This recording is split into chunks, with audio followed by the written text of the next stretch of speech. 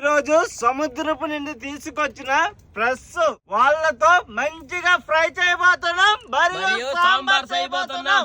అందరూ చూసి ఆనందించండి. Please subscribe.